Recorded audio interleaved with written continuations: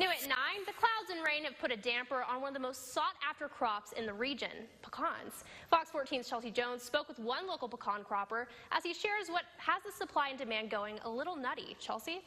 Well, he's not the 16th president, but this Abraham Lincoln says he was born into the pecan business, and the last few years have been less than fruitful. He tells me the pecan shortage is hitting him hard, and he's running his business the same way he always has.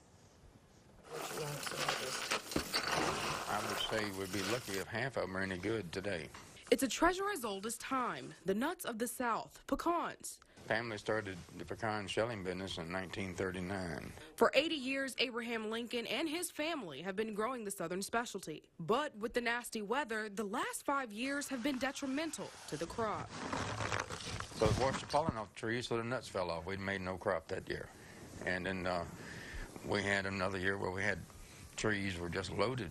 And then we had almost 2 months of drought. He says they've lost about half of the 300 million pecans that he's harvested this year. And when I asked Lincoln about what the good seasons looked like, well, it's been so long, it's hard for me to say.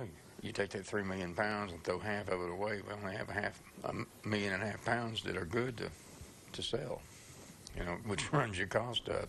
But this season didn't start off so nutty. We had plenty of nuts, and the quality was looking real good. After Thanksgiving, Lincoln says the weather took a turn for the worst. And even though usually with limited supply and high demand costs go up, that didn't happen here.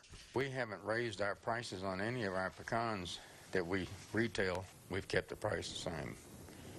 When everybody else is getting $12 and $14 a pound for them, we're still selling them for $8. Despite the rain, it's the family business that keeps on cracking. Lincoln tells me before the weather took a turn, they were able to harvest 66 million more pounds of pecans that he needed for this season, but with the weather, he lost about half of that original harvest.